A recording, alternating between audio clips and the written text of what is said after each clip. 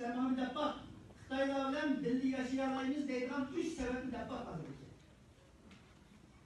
Şerif Türkistan kalıp, Uygur kalıp, Xitay bilen mama sebepli birlikte yaşayanla bombamı deydiğin 3 sebep yapıyorum sen sana. Ben sana birlikte yaşayan bombayı varlattı, 50 tane sebep yapıyorum hata. Dünyanın ayrı bir şey.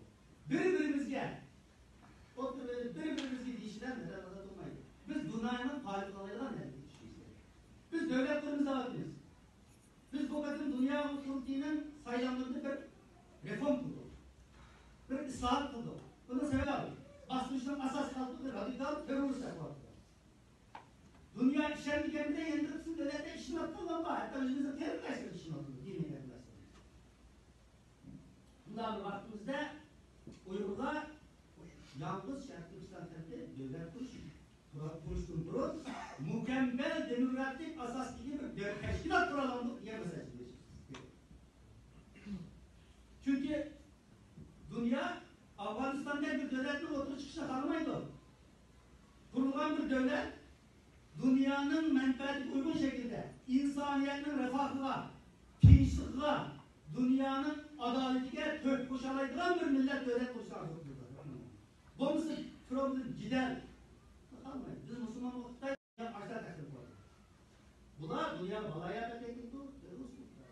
Biz bunda bombaladığımız ne?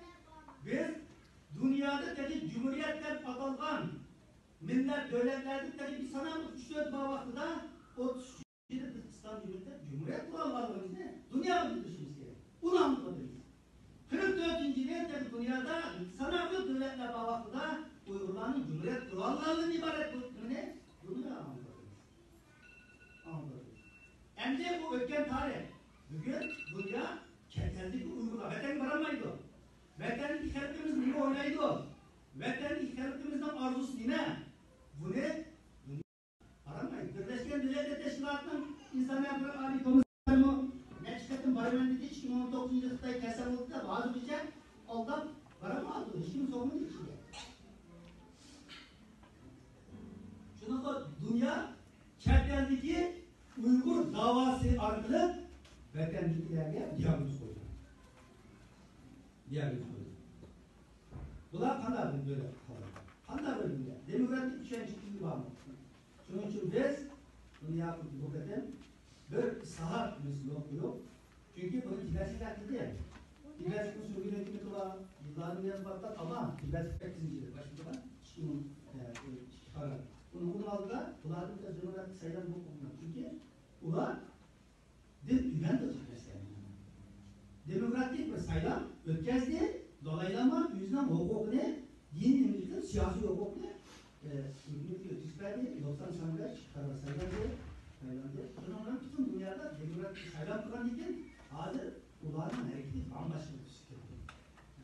Biz bu dünyada demokratik bir sayılan kuradaylarımız ne? Hem biriminde uç aşkları ikenliğimiz ne? İşin takdirip işki müzakirlerini hemen dünyada mesajlarımızı uçuk şekilde metnilen dünyada belirleyicilerimizden ibaret bir millet, şunda süperlik bir millet, devlet uzak idare sağlayıcı bir millet, şunun yetiştik kadrolarımız, aktivistlerimiz, faaliyetlerimiz, diplomatlarımızın bağlılığını